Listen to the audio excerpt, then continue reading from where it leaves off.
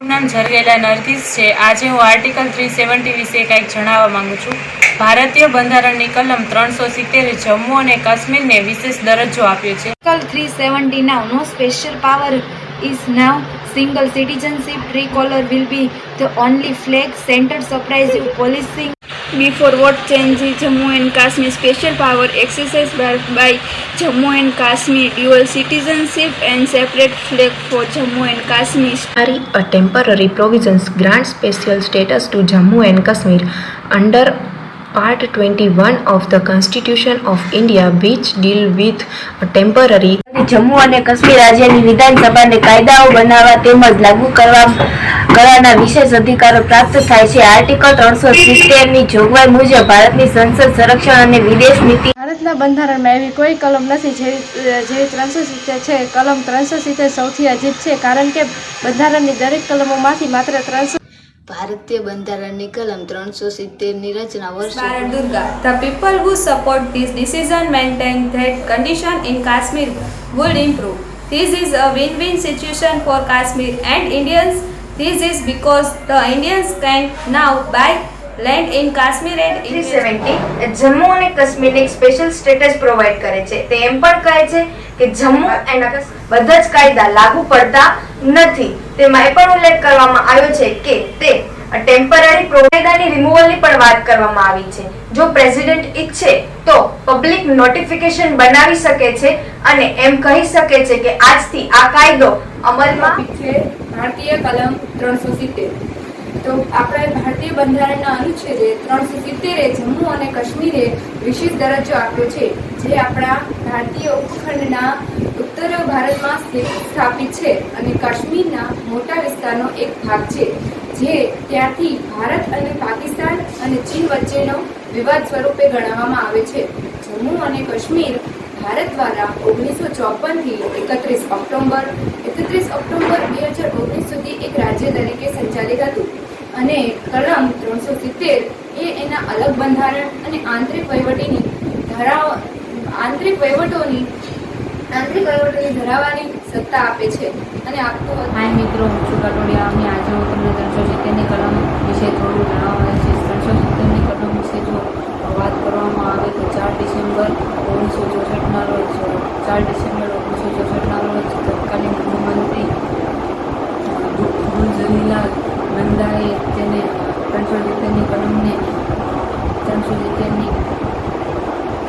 સત્તાને સુગંધી હતી। તેમણે આશા વ્યક્ત કરી હતી કે જો ધીરે ધીરે કેન્દ્રની શક્તિ વધશે તેમ જમ્મુ કાશ્મીર પણ અન્ય રાજ્યોની માફક બની જશે। 370ની કલમને કારણે કાશ્મીરને પોતાનું અલગ બંધારણ આપવામાં આવ્યું છે। કાશ્મીરમાં મહિલાઓ સાથે ભેદભાવ કરવામાં આવે છે। જો કોઈ મહિલા બિન કાશ્મીરી સાથે લગ્ન કરી લે તો તેને કાશ્મીરી હોવાના તમામ હકો ત્યાં જ ખતમ થઈ જાય। જીએસટી એટલે good and service tax. GST 1 જુલાઈ 2017ના રોજ લાગુ થયો। જીએસટી એ કેનેડિયન મૂલ્યવર્ધિત કર છે જે પરોક્ષ કરની સંખ્યામાં ઘટાડો કરે છે। તે એક પારદર્શક કર છે જે ઘરેલું વપરાશના વેચાણ પર લાદવામાં આવે છે। નોંધાયેલા રિટેલરો માટે જીએસટી ખર્ચ નથી, તેથી વસ્તુની કિંમત ઓછી થાય છે। વસ્તુની કિંમત ઓછી થવાને કારણે લોકોને ખરીદીમાં ફાયદો થાય છે, જેથી કંપનીને મદદરૂપ થશે અને વેચાણ વધશે। સમગ્ર રાજ્યમાં કરના દરો અને એકરૂપતા ન હોવાને કારણે જીએસટી અમલમાં આવ્યું। જીએસટી એટલે એક રાજ્યમાંથી અન્ય રાજ્યમાં ઝડપથી કરની ચૂકવણી શક્ય બનતી ન હતી, તેથી વસ્તુની કિંમત, માલ સામાન કૃત્રિમ રીતે કર પર ઉત્પાદન, વેચાણ અને વપરાશ પર લાદવામાં આવતો વ્યાપક કર છે। જીએસટી વસ્તુઓ અને સેવાઓ પરનો કર છે, જેના હેઠળ દરેક વ્યક્તિ પોતાના ઉત્પાદન પર કર ચૂકવવા જવાબદાર છે। જીએસટી 1 જુલાઈ 2017 થી અમલમાં આવ્યો। 18 મે 2017ના રોજ શ્રીનગરમાં મળેલી જીએસટી કાઉન્સિલની બેઠકમાં 1211 વસ્તુઓ પર નિર્ણય કરવામાં આવ્યો હતો। આ 1211 વસ્તુઓમાંથી 43% વસ્તુઓને 18% જીએસટીના દર હેઠળ મૂકવામાં આવે છે, જે વસ્તુઓને સસ્તું બનાવવા માટે મૂળિયા શીતલ છે। આજનો ટોપિક જીએસટીનો છે। જીએસટીના મુખ્ય 3 પ્રકાર છે: સીજીએસટી, એસજીએસટી અને આઈજીએસટી। સીજીએસટી એટલે central goods and service tax, IGST એટલે integrated goods and service tax, SGST એટલે state goods and service tax. CGST central goods and service tax એ તમામ માલનો કર છે જે આવક તરફ વાળવામાં આવે છે। સ્થાનિક કિસ્સામાં વેચાણ બેલેન્સ એટલે એટલે કે જીએસટીનો 50% જ્યારે જથ્થો CGSTમાં ટ્રાન્સફર થાય છે. SGST રાજ્ય માલ અને સેવા કર એ રાજ્ય તરફ વાળવામાં આવેલો કર છે જે રાજ્ય સરકાર દ્વારા મહેસૂલ વિભાગ દ્વારા વસૂલવામાં આવે છે. IGST integrated good and service tax આંતરરાજ્ય વેચાણ અને ખરીદી હેઠળ વસૂલવામાં આવે છે. આ ટેક્સનો એક ભાગ કેન્દ્ર સરકાર અને બીજો ભાગ રાજ્ય સરકારને ટ્રાન્સફર કરવામાં આવે છે. સેવાઓના પુરવઠા પર ઉત્પાદન અને સેવા કર પર જકાત ચૂકવવાની સત્તા આપી છે. તેવી જ રીતે રાજ્ય સરકારે માલના વેચાણ પર રાજ્ય કર લાગુ થયો છે. સત્તાઓના વિભાજનને કારણે દેશમાં પરોક્ષ કરની હેરાફેરી થઈ રહી છે. માલના આંતરરાજ્ય પર કેન્દ્રીય કર લાગુ પડે છે. આ ઉપરાંત ઘણા બધા રાજ્યોમાં માલની એન્ટ્રી પર એન્ટ્રી ટેક્સ લેવામાં આવે છે. આ સમસ્યાને દૂર કરવા માટે સરકારે એક જ કર એટલે કે જીએસટીની શરૂઆત કરી. જીએસટીની શરૂઆત 1 જુલાઈ 2017ના રોજ થઈ હતી. જીએસટીનું પૂરું નામ ગુડ્સ એન્ડ સર્વિસ ટેક્સ. હા ફ્રેન્ડ્સ, આજે અમે તમને બેંક વિશે માહિતી આપવા માંગીએ છીએ. મિત્રો, આપણે બેંક વિશે તો જાણતા જ હોઈએ છીએ, પરંતુ અમે આજે તમને બેંક વિશે કાંઈક અવનવી માહિતી આપવા માંગીએ છીએ. તો આશા છે કે તમે અમારો વિડીયો નિહાળશો અને બેંક વિશે માહિતી પ્રાપ્ત કરશો. બેંક એક સરકારી અને ખાનગી માન્યતા ધરાવતી સંસ્થા છે, જેમાં સંસ્થા અને ખાતેદાર વચ્ચે નાણાકીય વ્યવહારો કરવામાં આવે છે. સામાન્ય રીતે ખાતેદાર એટલે કે બેંકમાં ખાતું ખોલાવનાર વ્યક્તિ. બેંક એ લોકો પાસેથી નાણાં એકઠા કરે છે અને લોકોને લોન સ્વરૂપે નાણાં પૂરા પાડે છે. લોકોના નાણાં તથા કિંમતી વસ્તુઓ પણ બેંક સાચવે છે. બેંકે ખાતેદારોને વિવિધ પ્રકારની સેવાઓ પણ પૂરી પાડે છે અને વિદેશી નાણાંઓની ફેરબદલી પણ કરી આપે છે. વિડીયોમાં આપણે બેન્કિંગ ઇન્ડસ્ટ્રીઝ વિશે વાત કરીશું. બેન્કિંગ ક્ષેત્ર આપણા ઇકોનોમિક્સનું બેકબોન છે. બેંક્સ લોન લેવાનું અને લોન દેવાનું કાર્ય કરે છે. બેંક્સ ફંડ રેઝ કરે છે, લોન થ્રુ કે ડિપોઝિટ થ્રુ. પછી આ ફંડનો બેંક કસ્ટમરને એઝ અ લોન તરીકે ડિસ્ટ્રીબ્યુટ કરે છે. આ ડિસ્ટ્રીબ્યુટ લોન બેંકને ઇન્ટરેસ્ટ મળે છે અને આવી રીતે બેંકનું રેવન્યુ જનરેટ થાય છે. આજે હું તમને બેન્કિંગ વિશે જણાવવા માંગુ છું. બેન્કિંગમાં 4 પ્રકારના ખાતા હોય છે: બચત ખાતું, ચાલુ ખાતું, રિકરિંગ ખાતું અને બાંધી મુદતનું ખાતું, જે આજના યુગમાં માણસોને ખૂબ જ ઉપયોગી હોય છે. લોન લેવા માટે કે પૈસાનું રોકાણ કરવા માટે બેંકને આ 4 ખાતા ખૂબ જ મહત્વ ધરાવે છે અને તેના લીધે માણસોને અને ધંધાદારી, વેપારો, શિક્ષણો અને શિક્ષિત વર્ગને ઘણા બધા લાભો થાય છે. ભારતની સૌપ્રથમ બેંક ઓફ હિન્દુસ્તાન હતી, જેની સ્થાપના ઈસવીસન 1770માં કરવામાં આવી હતી. ભારતમાં આઝાદી પહેલા મુખ્ય 3 બેંકો હતી, જેમાંની સૌપ્રથમ બેંક ઓફ કલકત્તા હતી, જેની સ્થાપના ઈસવીસન 1806માં કરવામાં આવી હતી. બેંક ઓફ કલકત્તાનું નામ બદલીને ઈસવીસન 1809માં બેંક ઓફ બંગાળ કરવામાં આવ્યું હતું. ઈસવીસન 1840માં બીજી બેંકની સ્થાપના થઈ, જે બેંક ઓફ બોમ્બેના નામે જાણીતી થઈ છે. અને ત્રીજી બેંક હતી બેંક ઓફ મદ્રાસ, જેની સ્થાપના ઈસવીસન 1843માં કરવામાં આવી હતી. આ ત્રણેય બેંકો ભેગી થઈને 1921માં નવી બેંકની સ્થાપના કરવામાં આવી, જે એમ્પિરિયલ બેંક ઓફ ઇન્ડિયાના નામે જાણીતી થઈ છે. 4 પ્રકાર છે: બચત ખાતું, ચાલુ ખાતું, રિકરિંગ જમા ખાતું, બાંધી મુદતનું ખાતું. આપણે જાણીએ છીએ કે મોટા ભાગના લોકો બચત ખાતું ખોલાવતા હોય છે. આ ખાતા પર બેંક નિશ્ચિત દરે વ્યાજ આપે છે. આ ખાતાનો મુખ્ય હેતુ લોકોને નાણાંની બચત કરવાનો હોય છે. હવે વાત કરીએ ચાલુ ખાતાની તો આ ખાતું રોજબરોજ નાણાંની લેવડ દેવડ કરનાર વ્યક્તિ આ પ્રકારનું ખાતું ખોલાવતા હોય છે. ઉદાહરણ તરીકે વેપારીઓ. આ ખાતા પર બેંક કોઈ પણ પ્રકારનું વ્યાજ ચૂકવતી નથી. આ ખાતા પર બેંક કોઈ પણ પ્રકારનું વ્યાજ ચૂકવતી નથી. આ ખાતું ખોલાવનાર પાસે બેંક ચાર્જ વસૂલે છે. ચાલુ ખાતા પછી આવે રિકરિંગ જમા ખાતું. રિકરિંગ જમા ખાતું એક માસિક બચત યોજના છે. આ પ્રકારના ખાતામાં દર મહિને અમુક રકમ જમા કરવાની હોય છે. માસિક બચતની રકમ ખાતું ખોલાવતી વખતે પહેલેથી જ નક્કી કરવામાં આવે છે. હવે વાત કરીએ બાંધી મુદતનું ખાતું. લાંબા સમયનું રોકાણ કરવા માટે લોકો આ પ્રકારનું ખાતું ખોલાવતા હોય છે. આ ખાતું ખોલાવતી વખતે તેનો સમયગાળો નક્કી કરવામાં આવે છે.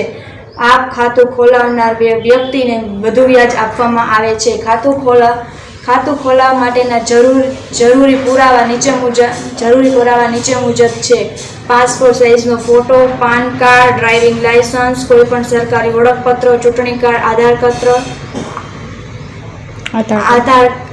કાર્ડ અને રહેઠાણ અંગેનો પુરાવો, રેશન કાર્ડ અને ટેલિફોન બિલ.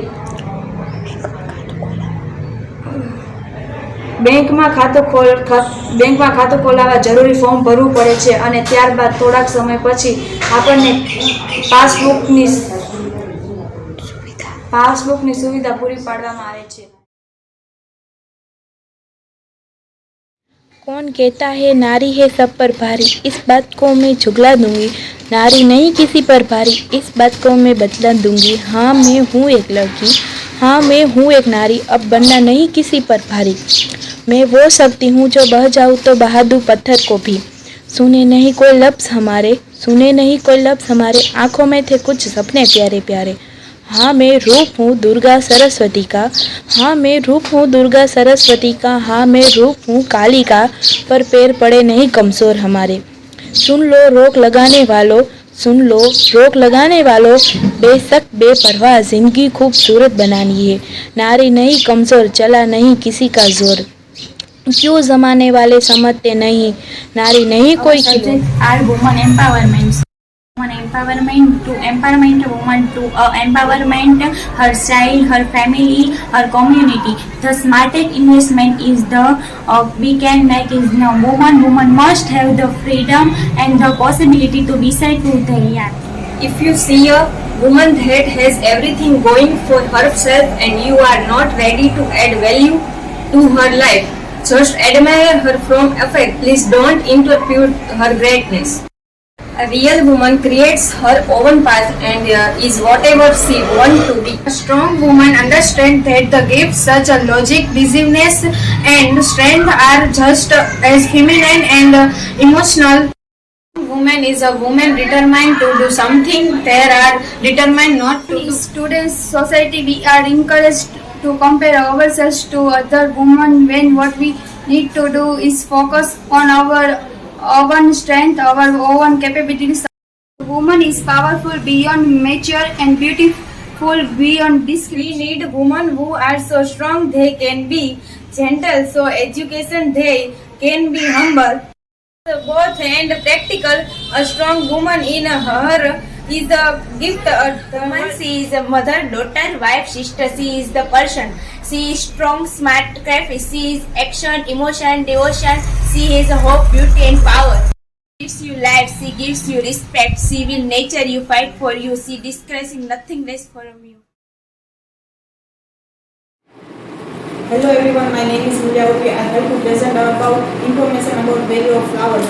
પ્રસ્તાવના વેલી ઓફ ફ્લાવર્સ નેશનલ પાર્ક એ ભારતીય રાષ્ટ્રીય ઉદ્યાન છે જેની સ્થાપના 1982માં કરવામાં આવી હતી. તે ઉત્તરાખંડ રાજ્યમાં ચમોલી ગામમાં આવેલું છે. વેલી ઓફ ફ્લાવર્સ સ્થાનિક આલ્પાઇન ફૂલો, ઘાસના મેદાનો અને વનસ્પતિ માટે જાણીતું છે. વેલી ઓફ ફ્લાવર્સને પૃથ્વી પરનું સ્વર્ગ કહેવામાં આવે છે. ઇતિહાસ દુર્ગમતાના કારણે આ સ્થળ બહારની દુનિયામાં થોડું જાણીતું હતું. 1931માં ફ્રેન્ચ સ્મિથ, એરિક સિપ્ટન અને આર.એલ. હોલ્ડ્સવર્થ બધા જ બ્રિટિશ પર્વતારોહકો માઉન્ટ કોમેટ સફળ અભિયાનમાંથી પાછા ફરતી વખતે રસ્તો ગુમાવી બેઠા હતા અને એક ખીણ પાસે પહોંચ્યા અને ખીણને વેલી ઓફ ફ્લાવર્સ નામ આપવામાં આવ્યું અને પાછળથી ફ્રેન્ક સ્મિથે એ નામનું પુસ્તક બનાવવામાં આવ્યું હતું. 1939માં John Margaret Lake Royal Botanic Gardens Kew દ્વારા નિયુક્ત કરાયેલ એક વનસ્પતિ ફૂલોનો અભ્યાસ કરવા માટે ખીણમાં આવી અને ફૂલો એકત્ર કરવા માટે તેઓ એકઠા થયા હતા અને ત્યાં તેઓનો બહુ ખડકાળ જમીનના કારણે તેઓ સરકી ગયા અને તેમનું મૃત્યુ પામ્યું. તેમની બહેને પાછળથી આ સ્મારકની મુલાકાત લીધી અને સ્થળની નજીક એક સ્મારક બનાવવામાં આવ્યું હતું. Wild life institute of India દ્વારા નિયુક્ત કરાયેલા વનસ્પતિ શાસ્ત્રી પ્રોફેસર ચંદ્રપ્રકાશ કાળે 1993માં શરૂ થયેલા એક દાયકા સુધી ખીણના ફ્લોરિસ્ટિક્સ અને સંરક્ષણ પર સંશોધન અભ્યાસ હાથ ધર્યો અને આ રાષ્ટ્રીય ઉદ્યાન વિશે 2 મહત્વપૂર્ણ પુસ્તકો લખાયા હતા. The valley of flowers myth and reality અને પ્રેઝન્ટેશન તૈયાર કરેલ છે. તેમાં વેલી ઓફ ફ્લાવર્સની ભૌગોલિક અને વાતાવરણ અંગેની માહિતી હું આપીશ. વેલી ઓફ ફ્લાવર્સનું વાતાવરણ. વેલી ઓફ ફ્લાવર્સ સુધી પહોંચવા માટે લગભગ 17 કિલોમીટર જેટલો ટ્રેકની જરૂરિયાત રહે છે. આ ટ્રેકની શરૂઆત ગોવિંદ ઘાટથી થાય છે. આ ટ્રેક એ ઘાંઘરિયામાં આવેલો છે. ઘાંઘરિયા જવા માટે લોકો ખચ્ચર, હેલિકોપ્ટર અને કુલીનો ઉપયોગ કરે છે.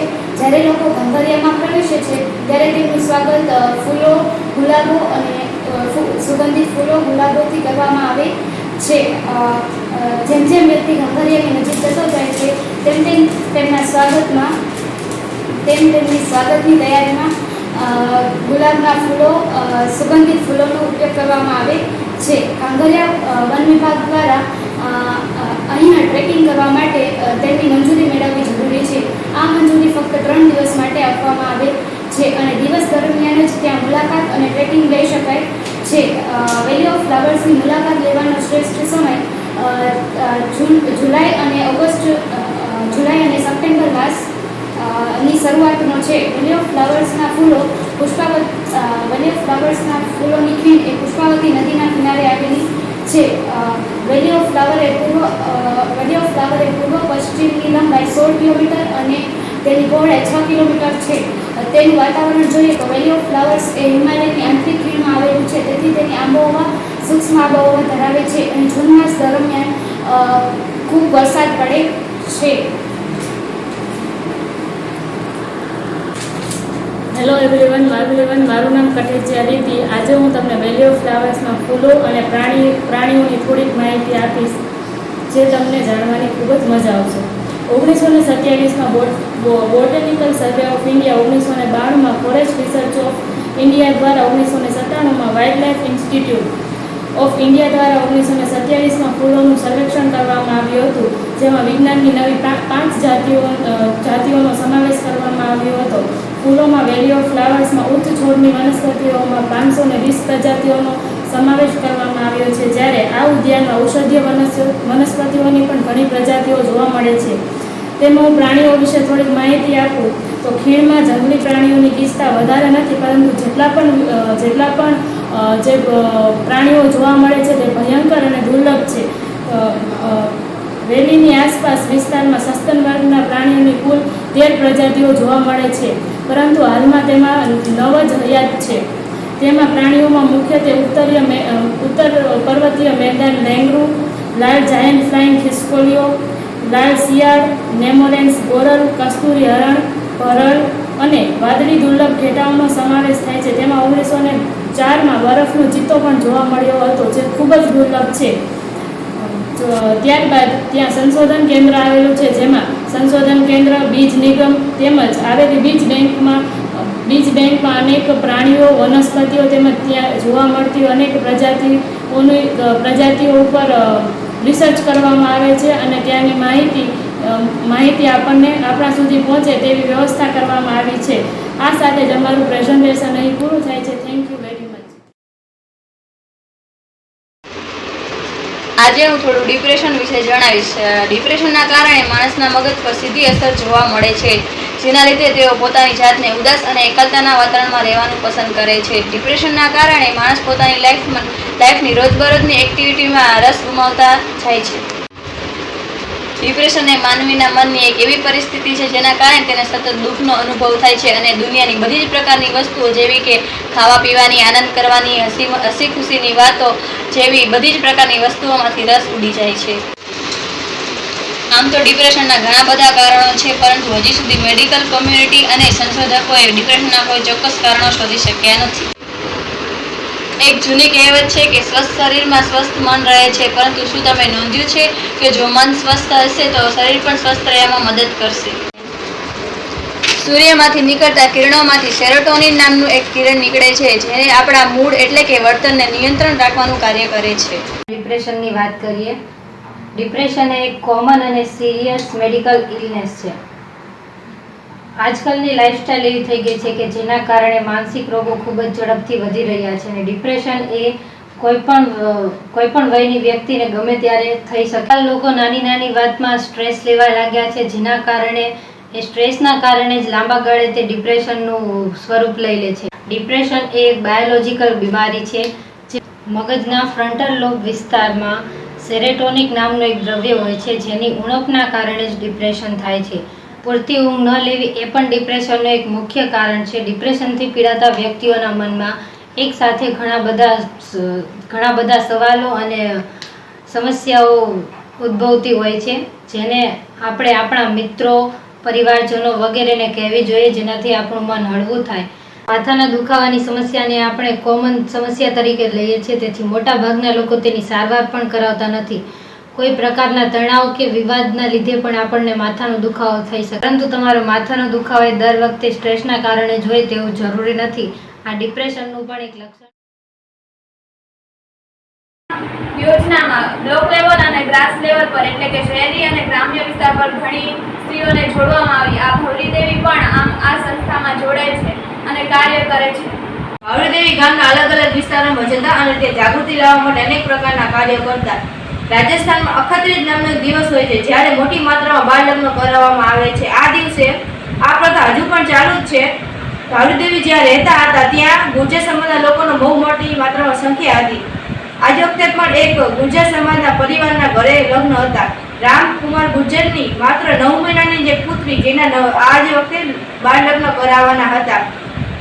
ભવરીદેવીને જ્યારે આ વાતની જાણ થાય છે ત્યારે તે જાય છે અને તે રોકવાનો પ્રયત્ન કરે છે, પણ તેઓ ભવરીદેવીની વાતને માનતા નથી અને તેને બહાર કાઢી મૂકે છે.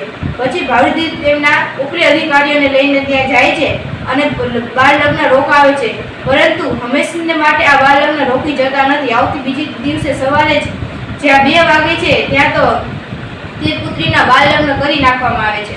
વાત તો અહીંથી શરૂ થાય છે. રામકુમાર તેના પરિવારવાળા માનતા હતા કે લગ્ન રોકીને ભવરી દેવીએ અમારું અપમાન કર્યું છે. તે વાતનો તે બદલો લેવા માંગતા. તેઓ એવી તકની રાહ જોઈ રહ્યા હતા કે ક્યારે તેઓ ભવરીદેવી સાથે બદલો લઈ શકે. તેમની સમાજમાં પણ ખૂબ જ નિંદા કરવામાં આવતી. લોકો એવું વિચારતા હતા કે શું મળે તેમને એક ઘરના લગ્ન રોકાવીને. ગુર્જર સમાજના લોકો ભવરીદેવીના ઘર પાસે જ્યાં દૂધ સપ્લાય કરતા હતા તેમણે ભવરીદેવીના ઘરે દૂધ સપ્લાય કરવાનું પણ બંધ કરી દીધું. અને ભવરીદેવી કુંભાર પરિવારમાંથી હતા એટલે તેઓ માટીના વાસણો બનાવીને વેચતા હતા અને લોકોએ તેમના વાસણો ખરીદવાનું પણ બંધ કરી દીધું. તેમના પતિ સોમનાથ પણ ગમે ત્યારે મારપીટ કરવામાં આવતી. આ બધું તો ઠીક હતું, પરંતુ 22 સપ્ટેમ્બર 1992ના રોજ જ્યારે તે બંને પતિ પત્ની ખેતરમાં કામ કરી રહ્યા હતા ત્યારે મોહનલાલ, તેમના 2 ભાઈઓ, તેમના અંકલ અને તેમના મિત્ર શ્રવણકુમાર શર્મા ત્યાં આવ્યા. ઉપાડી અને ભવરીદેવીના પતિના માથે મારી. તેઓ ત્યાં બેહોશ થઈ ગયા અને પછી 5 વ્યક્તિઓએ ભેગા થઈને ભવરીદેવી સાથે ગેંગ રેપ કર્યો. તેમને અને ત્યાંથી નીકળી ગયા. ભવરીદેવી મારી નાખવામાં આવી નહોતી, પરંતુ તેમનું આખું શરીર લોહી લુહાણ થઈ ગયું હતું. અને જ્યારે રાત્રે 12 વાગે ભવરીદેવી અને તેમના પતિ પોલીસ સ્ટેશન પહોંચ્યા ત્યારે પોલીસે બધી વાત સાંભળી અને કહ્યું કે તમારા શરીર પર, તમારા કપડા પર એક પુખ્ત વ્યક્તિના મગજનું વજન તેના વજનના 2% જેટલો હોય છે. સામાન્ય રીતે દરેક સામાન્ય માણસનો મગજનું વજન 1.5 kg હોય છે. વૈજ્ઞાનિકોના કહેવા અનુસાર રાત્રિમાં મગજ રાત્રિ કરતાં દિવસમાં વધારે અલર્ટ હોય છે. માનવ મગજ એક દિવસમાં 12 થી 25 વોલ્ટ જેટલી વીજળી ઉત્પન્ન કરે છે. મગજ એ શરીરનું સંચાલન કરનાર મુખ્ય અવયવ છે. આપણા મગજમાં મનુષ્યનું મગજ વધુ કાર્યક્ષમ અને બુદ્ધિશાળી હોય છે. માણસના મગજમાં અબજો જ્ઞાનકોષો રહેલા હોય છે. માણસના મગજ રહેલા જ્ઞાનકોષો અમુક ઉંમરે નાશ પામે છે અને તે નવા બનતા નથી. મનુષ્યના મગજમાં 60% ભાગ સફેદ હોય છે, જે વિચારવાનું કામ કરે છે, જ્યારે 40% ભાગ ભૂખરો હોય છે, જે સંદેશા વ્યવહારનું કામ કરે છે. માણસના મગજમાં સંદેશા વ્યવહાર એવી એક રાસાયણિક વિવિધ પ્રક્રિયા દ્વારા થાય છે. માણસનું મગજ તેના શરીરના 2% ભાગ જેટલું જ હોય છે. માણસના મગજમાં રહેલું મગજ સૌથી નાનું હોય છે, પરંતુ તે માણસ જે ઓક્સિજન લે છે તેના કુલ ઓક્સિજનના 20% જેટલું ઓક્સિજન મગજ એટલો જ ઉપયોગ કરે છે. એટલા જ માટે મગજને શરીરનો રાજા કહેવામાં આવે છે. આપણે જ્યારે હસીએ છીએ ત્યારે આપણા મગજના 5 ભાગ એકસાથે કામ કરે છે. આપણે જ્યારે મગજને કોઈ પણ સંદેશો મોકલીએ છીએ ત્યારે તે 268 મિલી કલાકની ઝડપે પહોંચાડે છે. આપણા મગજને કેટલીક ઘણી બીમારીઓ થાય છે જે તમને હું વિગતે સમજાવીશ. પહેલું, માથાનો દુખાવો. માથામાં બળતરા થવી, આધાર શીશી, માથામાં. અમૂલ ડેરી. અમૂલ એ સંસ્કૃત શબ્દ અમૂલ્ય પરથી ઉતરી આવેલ છે. અમૂલ ડેરી 14મી ડિસેમ્બર 1946ના રોજ ત્રિભુવનદાસ પટેલની આગેવાની નીચે સ્થપાઈ હતી. Amul dairy Gujarat cooperative milk marketing federation limited દ્વારા સંચાલિત એક બ્રાન્ડ છે. આ સંસ્થા સહકારી રીતે 31 લાખ લીટર દૂધ ઉત્પાદન કરતા લોકોની માલિકીની સંસ્થા છે. અમૂલ ડેરીનું વાર્ષિક ટર્નઓવર $2.2 બિલિયન છે. અમૂલની બનાવટો વિશ્વના 40 દેશોમાં ઉપલબ્ધ છે. 1980માં લુઈસ અને વોલ્ટર અલ્વારેઝે જણાવ્યું હતું કે એક વિશાળ ધૂમકેતુ પૃથ્વી સાથે અથડાવાથી આ શક્તિશાળી પ્રાણીઓ મૃત્યુ પામ્યા હતા. આ ટકરાવ બાદ હવામાં એટલી બધી ધૂળ ઉડી હતી કે કેટલાય મહિનાઓ સુધી સૂર્યના કિરણો ધરતી સુધી પહોંચી શક્યા ન હતા. સાથે જ વાતાવરણ એકદમ ઠંડુ પડી ગયું હતું. આના કારણે ડાયનોસોર જેવા પ્રાણીઓ મૃત્યુ પામ્યા.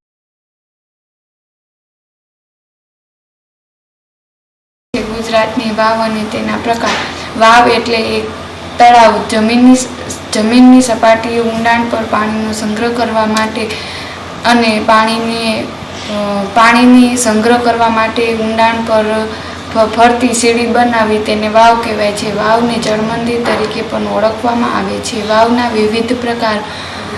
પ્રવેશદ્વારની આધારે વાવને 4 પ્રકાર પાડવામાં આવે છે. પહેલું નંદા એને એક પ્રવેશદ્વાર હોય છે. બીજું ભદ્રાને 2 પ્રવેશદ્વાર હોય છે. ત્રીજું જયાને 3 પ્રવેશદ્વાર હોય છે. ચોથું વિજયાને 4 પ્રવેશદ્વાર હોય છે. ગુજરાતની વિવિધ વાવો જેમાં આ પ્રકારની વાવમાં જે ક્યારે પાણી ખૂટતું ન હોય તેને જીવતી વાવ તરીકે ઓળખવામાં આવે છે. જે વાવનું પાણી ખૂબ જ જે અંદરનો ભાગ ખૂબ જ પહોળો હોય તેને પોલેરી વાવ તરીકે ઓળખવામાં આવે છે. 32 હાથ લાંબી વાવને દીર્ઘિકા વાવ તરીકે ઓળખવામાં આવે છે. ગુજરાતની વિવિધ વાવમાં પહેલી રાણીની વાવ. આ વાવ નંદા પ્રકારની વાવ છે. આ વાવ 7 માળની હોય છે. 11મી સદીમાં સોલંકી વંશના રાજા ભીમદેવ પહેલાએ તેની રાણી ઉદયમતીની યાદમાં પાટણમાં બંધાવી હતી. આ વાવ 64 મીટર લાંબી, 20 મીટર પહોળી અને 27 મીટર ઊંડી. તેના પતિ આ ઘટના પર જોઈ જ નહોતી. મેડિકલ રિપોર્ટમાં પણ એ આપ્યું કે ભવરીદેવીનો રેપ થયો છે, પણ આ પાછળ દ્વારા થયો નથી. ધન્યવાદ તો એ રાજસ્થાની પત્રિકાનો છે કે જેમણે ન્યૂઝ પબ્લિશ કરી હતી. જ્યારે આ રેપની ઘટના બની ત્યારે ક્રૂર હત્યા કરીને એ ન્યૂઝ પબ્લિશ કરી, જે વાયરલ થઈ અને બધાની સમક્ષ હાઇલાઇટ થઈ. મહિલા સંગઠને આ ઘટના વિશે જાણીને ભવરીદેવીને ન્યાય અપાવવા માટે આગળ આવી અને મહિલા સંગઠનના દબાવથી સ્ટેટ ગવર્મેન્ટને હાઈકોર્ટમાં અપીલ કરવી પડી. 1992માં ઘટના ઘટી ત્યારથી 15 વર્ષ સુધીમાં એટલે કે 2007 સુધીમાં માત્ર એક જ સુનવાઈ થઈ હતી. મહિલા સંગઠન દ્વારા જે બીજું પગલું ભરવામાં આવ્યું હતું તેમાંથી એક હતું NGO ટાઈપનું સંગઠન, જેમાં 4 સંગઠન ભેગા મળીને હાઈકોર્ટમાં PILમાં જણાવવામાં આવ્યું હતું કે આ ઘટના એક ભવરીદેવી સાથે એટલે થઈ હતી કે તે પોતાનું કામ પૂરું કરી રહી હતી. તે કામના સ્થળે સુરક્ષિત જગ્યા ન હતી. તે કામના સ્થળે સુરક્ષિત કામ કેમ નહોતું IPLમાં જોયું તો ખબર પડી કે વર્ક પ્લેસમાં આવી ઘટનાઓ જોવા મળે છે. આ પ્રકારના કેસને 354 તથા 509 જેવી કલમો વચ્ચે સમાવેશ કરીને કેસને રફાદફા કરવામાં આવતો. કોઈ એવી ખાસ કલમ ન હતી કે જે આ પ્રકારની બાબતોને ન્યાય અપાવી શકે.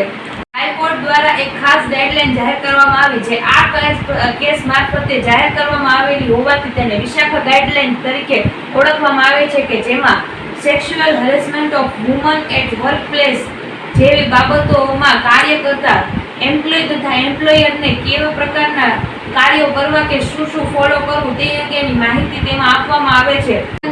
આ પ્રકારની ગાઈડલાઈનને 2013માં 2 એક્ટમાં વિભાજિત કરવામાં આવી. એક હતી sexual harassment of woman at work place 2013 અને બીજી હતી કે CRPC 2013, જેમાં ઘણા બધા સેક્શનને જોડવામાં આવે છે અને તેમાંનો એક છે 354A, કે જેની અંદર વર્ક પ્લેસ ઉપર મહિલાઓ સાથે કોઈ પણ પ્રકારનો અન્યાય થાય તો તેની સામે કેવા પ્રકારના દંડ કરવાની જોગવાઈ કરવામાં આવેલી છે. So we should take fight against social harassment like Bhavri Devi.